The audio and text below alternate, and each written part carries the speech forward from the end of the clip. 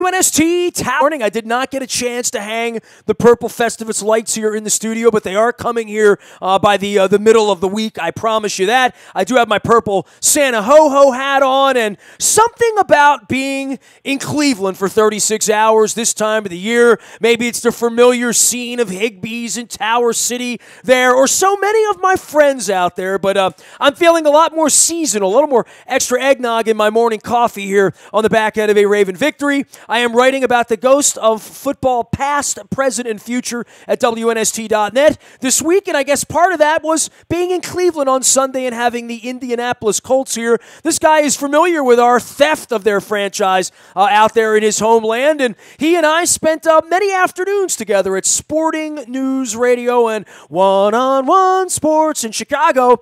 He's an old pal of mine of 20 years and the turn of the century back when we were holed up in Northbrook, Illinois. I welcome Ken Silverstein back onto the program. I remember he used to do reports on my programming all the time, now with SB Nation out in the land of Cleve. And it wouldn't be a trip to Cleveland without running into you, man. You're there, and it's usually like there's usually turmoil, the coach is in trouble, and you don't have a quarterback, and no one's at the game. And you checked all the boxes on Sunday, Ken. No, nothing ever changes. I've been covering the team since the return in 99, and it's like a dog chasing its tail. It just goes around and around, and I think I'll stop there.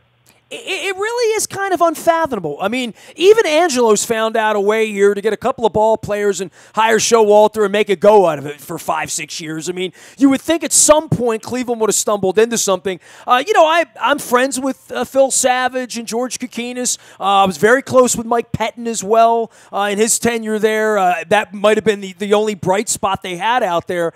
But I go out there again, and it really is. It feels like it's getting worse, right? I mean, they're 0-14. Hugh Jackson's 1-30 or 1-20, whatever it is. It's getting worse. How is it going to get better? I guess that's the question I keep asking myself as I look to the ghost of the purple future. I'm like, I show up in 5 years. Are we going to have 3 more coaches and 3 more administrators and 3 more quarterbacks in 2022, 23? Maybe. I mean, I'm pretty convinced the owner doesn't know what he's doing out there. Well, yeah. Look, you could write more than a few books about this franchise, the failures with a capital F. Look, until they figure out who the quarterback needs to be, and he's not on the roster right now, and whether it's Josh Rosen of UCLA, or whether it's Sam Darnold of USC, or Partridge in a pear tree to be seasonal here. Look, it starts there. They got to find the right coach. Obviously, that hasn't worked. Whether John Dorsey's the right guy as general manager, we'll know more about that down the road. So it's a complete fiasco. It remains a fiasco. They're going to have probably 2 of the top 5-6 picks because they had the Houston Texans pick. And because of the injury to Deshaun Watson, that pick is obviously slid advantageously for the Browns. So they're going to have 2 top picks, and one of them is going to be a quarterback. There's no doubt about it. But knowing the Browns, as I do, and they're going to have to decide whether they want to take, again, Darnold or Rosen, or, believe it or not, maybe Baker Mayfield, that they'll take the wrong guy.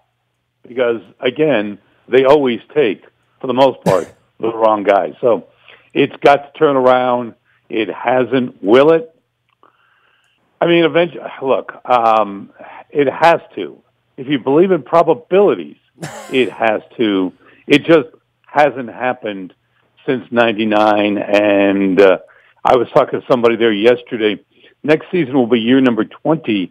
And normally you would have some kind of celebration for a 20th year. They can't have a celebration because from a marketing standpoint, there's nothing to celebrate. That's how bad it is.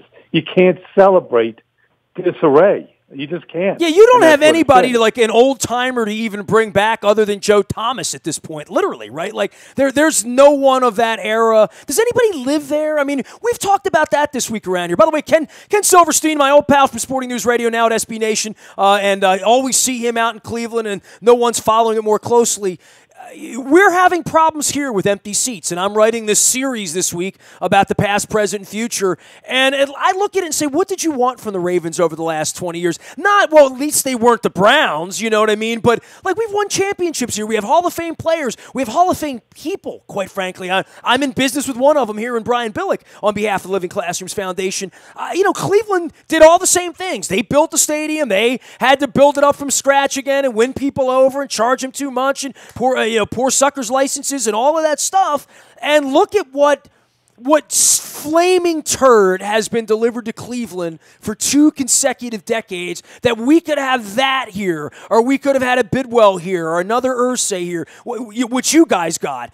You guys didn't like Modell. We were really happy with Modell here, and still are. But does anybody live there? I mean, did anybody put any roots down there at all that I'm not aware of, who played 4 or 5 good years for the Browns and I'm forgetting about it?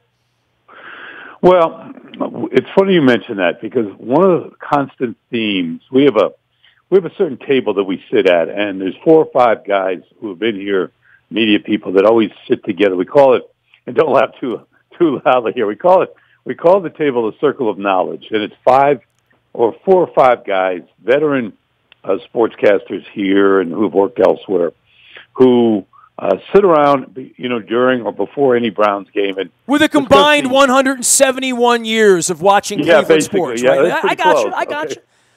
Okay, so we sit around and discuss the worldly problems, okay, and including the Browns. And one of the discussions always comes up. It doesn't come up every time we get together, but it comes up a couple times a year. Is to name the 5 best Cleveland Browns football players since the return. In 99. Well, Thomas he's off so you take him. But Joe Thomas, who's going to be a future Hall of Famer, the left tackle, who didn't play yesterday because he's been hurt. He's got a pectoral issue. He definitely is in the top 5 and probably in the top 1 or 2. But to fill the other slots, and this is what I'm getting at, I always mention one guy particularly, and no one ever disputes it, but it just shows how sad it is. And his name is Phil Dawson, who was the field goal place kicker here for many, many years. He left and has bounced around the last couple of years. But hey, don't laugh. Our best player's our kicker, too. So he just is. Well, yeah, Tucker's really good. Yeah. Here's the point. How sad is it? Nothing against Phil Dawson. Personally, he's a great guy. Okay? How sad is it when Phil Dawson, the place kicker, who's no longer here, is one of not only your 5 best players since 99, I would argue he's one of the top 3 players of the 5 since 99. How sad is that? We're not talking about a running back. We're not talking about a quarterback. We're not talking about a wide receiver. We're not talking about a rush end. We're talking about a place kicker. How sad is it when Phil Dawson is one of the 5 best players in Cleveland Browns history since the return in 99? That tells you a lot, quite frankly. He is Ken Silverstein. He's out there for SB Nation in the land of Cleve. First order of business is the coach, though, right? I mean, literally, right? Until you get the coach right, you don't have much right? Well, yeah, I think obviously that's a large part of it, and they've gone through so many people, and they've been so, look, it's very easy to say so many mistakes. Some of this has to be blamed to Al Lerner, who died years ago, to Randy Lerner, his son, who took over, to now the man we call Jimmy Haslam, the current owner. It starts with ownership. They have to approve in regards to who the coach is going to be. So a lot of this is blamed on those 3 individuals. Well, he might be going to prison, Mr. Haslam, right? I mean, that's first and foremost, that's a major, major problem that he might be going to prison. Well, it's complicated, and we could do hours just on that subject matter. The short answer is that he won't. He basically has bought himself out of a prison term. America. We've been told. What a country. Yeah, welcome to America. If you're rich, you can stay away from jail. Allegedly, and again, this number seems to bounce around, but the number I've been told was that to make sure this went away, in so many words, at least from his perspective, it cost him about $185 million. Okay? Now, I've heard more. I've heard less. I've also heard that figure of $185 million. So he's not going to go to jail. The trial in federal court continues. His underlings are going to go to jail. Many have admitted guilt. It's a question of how many years they're going to be breaking bread and breaking rocks. So Jimmy's going to continue being the owner with his wife, Dee. Dee has a good amount of say in the organization. And we just continue to, pardon the expression, rock and roll in the rock and roll city, because that's all we can do here is lose games. Ken Silverstein, longtime scribe in Cleveland. Hey, man, you guys, I told Pluto this. I've told all you guys, Red Guy, Writer, all you guys. You got the Cavaliers and you got the Tribe. So you can move on from all of this, but the Browns do provide this interesting drama every January, right? Like who's going to be the coach? Every March and April, who we going to draft first or second or third, or what quarterback we going to screw up on. And then like training camp starts, and I mean, the Browns win the offseason. I mean, you're going to have 2 picks in the top 5. You're going to, probably fire Hugh Jackson and go out into the market looking to hire a coach. So all that's going to happen. There's going to be plenty of things happening there aside from watching, the Steelers, the Patriots, whomever play in January, right?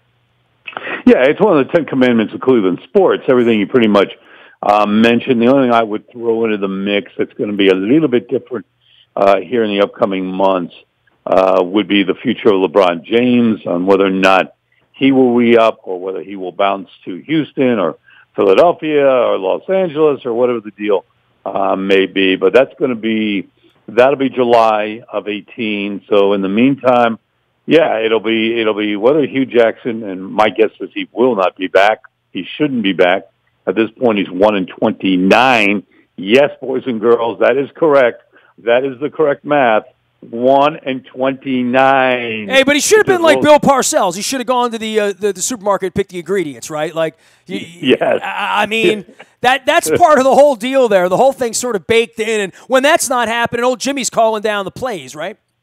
Yeah, I mean, it just. I mean, everything that's happened here. I've worked in other NFL markets, as you're well aware. I've been here since '99. I think in that time, I used to travel with the team back in the early years when I worked at one of the 2 all-sports stations here. I think I've missed 2 home games in, 19 years. Traveled with them all. That's a lot of abuse you took there, brother. Yeah, yeah. My eyes have seen a lot of bad football, okay? And I don't That's why I'm bringing you on the show, Ken. I want to feel your pain. I appreciate that. I got asked yesterday by someone who I've known for a long time here. Am I optimistic? I'm walking out of the stadium last night. Okay, someone says to me, "Hey, Ken, you got a moment?" I said, "Yeah. I know one of the security guys. I've known him forever. His name is Bill." He says to me, "Is this ever going to improve?" I said, "Bill, what do you mean by improvement?" He says, "Oh, maybe 5-6 wins, maybe a year where we don't lose double digits." I go, "I don't think that's going to happen in next season. I mean, I think they might get a little better. But what am I saying to you, Bill? I mean, what are we talking about here?" Well, I think the growth period, Ken, and I know this from my own personal experience when the team came back into the league, and because I am delving into the ghost of Baltimore football's past, in 96, 97, 98, when we stole your team and brought them here with Vinny Testaverde in that offense, we had no defense and drafted Ray Lewis and, patchworking together anybody that got released off the end of a roster that Marvin could have running around and chasing guys back then. I used to say, publicly, and this is at a time when the Orioles in 96, 97 are, the Orioles are everything here. Davey Johnson, the Albert Bell era for you guys, and then he came here. All of that went on. I would say, well, one year, we're going to play a game after Halloween that's going to matter. In other words, we can be 3-3 or 4-4 and have a chance at that last wild card spot. That's where we were when we sort of began our ascension, and obviously we went to the playoffs the 5th year for the first time and won the Super Bowl that year. And then that sort of changes the balance of everything, probably like it did in St. Louis for expectations when that franchise got there. But in Cleveland, the franchise expectations are so low at this point that playing a game in Thanksgiving week where if you won, and you did play a couple of those a few years ago with Pettin, which is maybe why I remember that era so gloriously. But it doesn't feel close. I mean, watching them run around on Sunday, all I'm thinking about is John Dorsey's looking at this team and saying, well, there's 25 players and there's 20 of them where we could do better.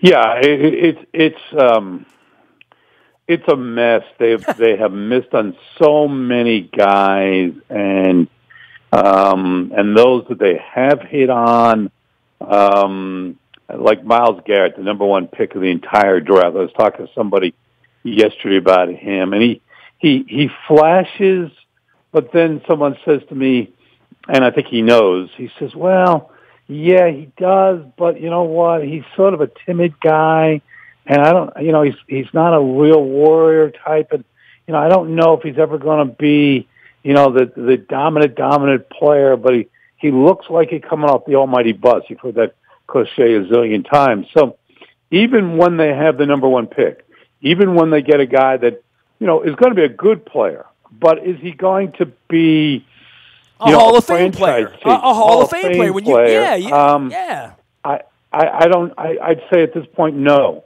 Could that change? I guess it could.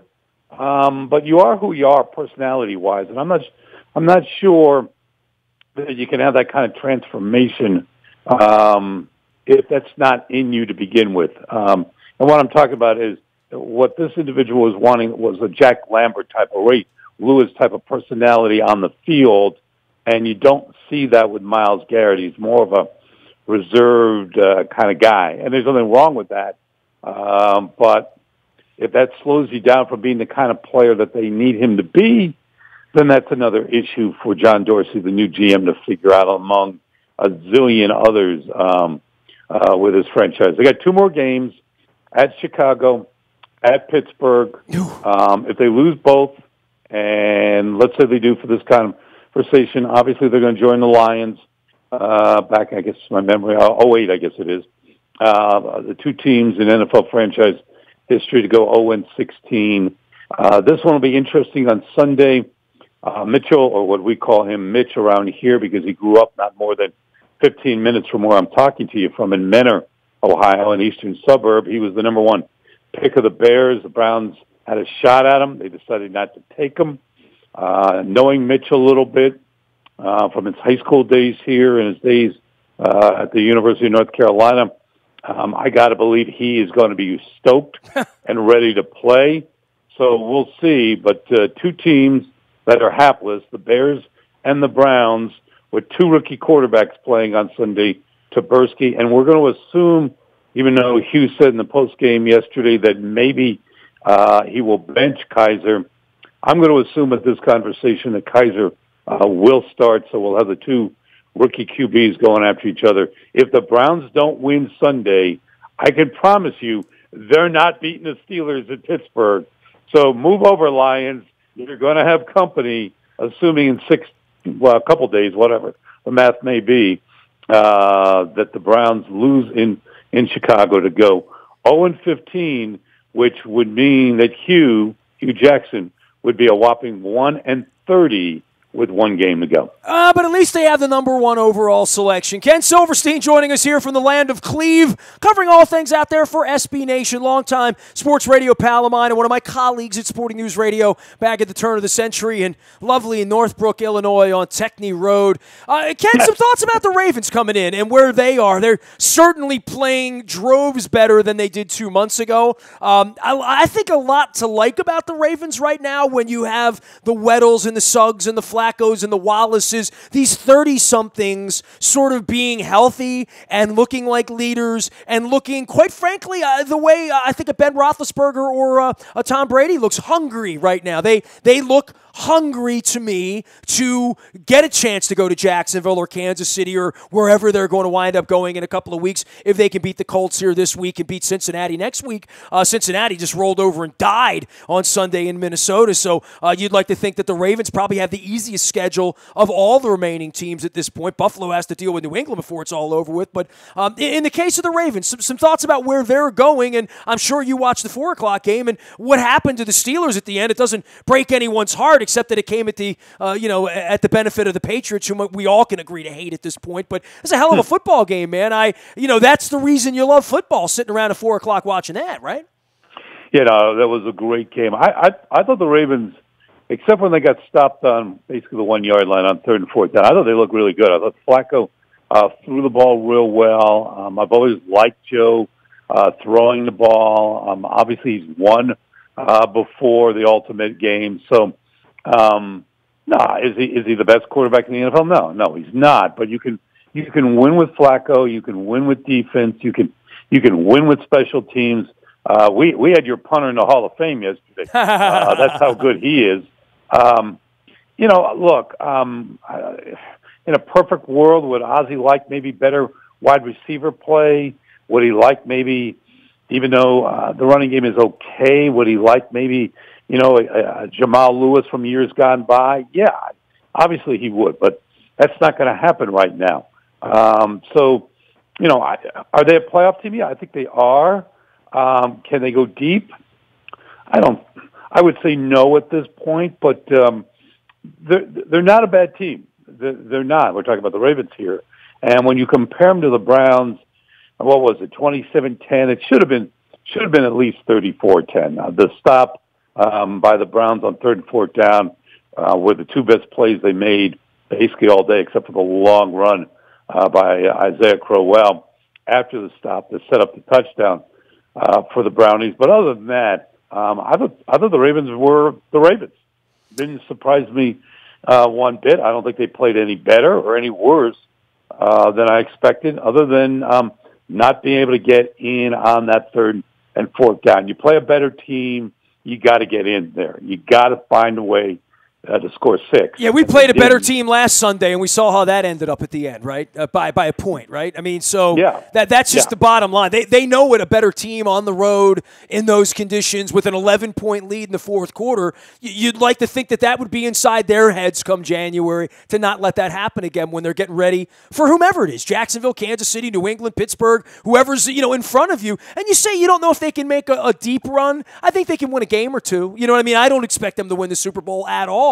But I don't think they're going to go to New England and lose 38-14. I don't think they're going to go to Pittsburgh and get run out of the gym there in bad weather in the 2nd week of January. And I expect them to beat Jacksonville, quite frankly, if they go there. I expect them to beat Kansas. I don't get on the plane for that trip thinking at all that's a mismatch in any way at this point. Now, back in September and October was a mismatch. I mean, this was not a very good football team two months ago.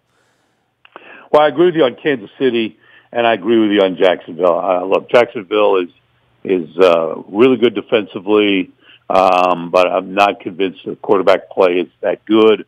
And I'm being kind. They're young. They're inexperienced. They don't have playoff savviness.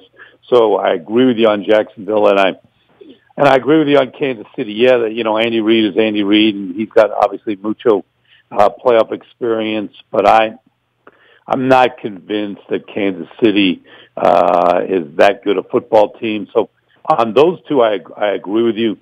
New England, Pittsburgh would be different stories. Look, the one thing about postseason football, and I say this a zillion times, it's different than baseball. It's different than the NBA. It's different than the NHL, for example. You need to win one game. It's not a best of 3, 5, or 7. You got a puncher's chance. As long as you got a puncher's chance, and you got a quarterback that, has made plays in the postseason before, is not going to, wilt. He may not win you the game, but it's not because his knees are knocking. And when you got that shot, you got a shot. On paper, yeah, you're the underdog.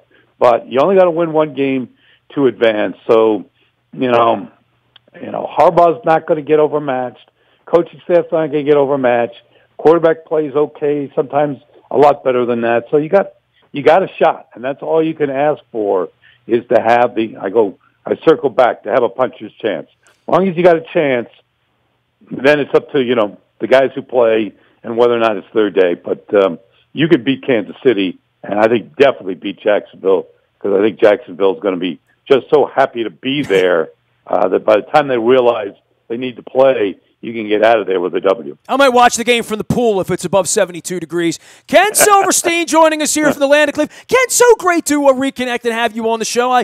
Now that I have found you out and I have a phone number, even though you don't text and you're not on Twitter, you will be subjected to my abuse several times a year, okay? I look forward to it. Ken, take care, bud. Good seeing you. Bye-bye. Ken Silverstein, my pal from Sporting News Radio, 2 decades ago now. Wow, we're all getting older. He's been on in Cleveland at the KNR and other places. You can find him at SB Nation as well. You can find me out in the Bay at Toyota.com, audio vault 24 hours a day from anywhere in the world on your mobile device by downloading the TuneIn radio app. We do come in crystal clear from anywhere in the world. Got to remind everybody, King Discount Liquors is out there. Lottery, beer, booze, and the best prices in Baltimore. Get to Rosedale and give the King a ring. That's King Discount Liquors. Also brought to you by our friends at Box Hill Pizzeria. The best crab cakes in Arthur County can now be shipped anywhere this week. Jump on. They're working back. Tommy and Chris, they're doing 24-hour shifts there. They're getting those crab cakes out to everybody that wants them. You can find them at boxhillpizzeria.com. Yes, they ship. Yes, your relatives in Texas or California or Seattle or Chicago or wherever it is, they're going to love you if you send them some crab cakes from Box Hill Pizzeria. Now shippable. It's a crab cakeria. Tell Tommy and Chris we said hello. Tell them to ship me some salad dressing down here so I don't have to drive up to Abingdon and grab it. That's to help my holiday season, my holiday cheer. Tell them I want 3 bottles of dressing on ice delivered in a box. Tommy and Chris. Delicious dressing up there at Box Hill. You can find me anytime, anywhere as well. Facebook, Twitter, LinkedIn, Snapchat, Instagram. I stream live on our Facebook Live as well as our YouTube WNSTV channel, and I'm doing it with extra cheer and my ho-ho purple Festivus hat. I'm going to hang my lights the minute I get an opportunity in here as well. We are WNST.net, AM 1570, and WNST Towson, Baltimore, and we never stop talking Baltimore sports.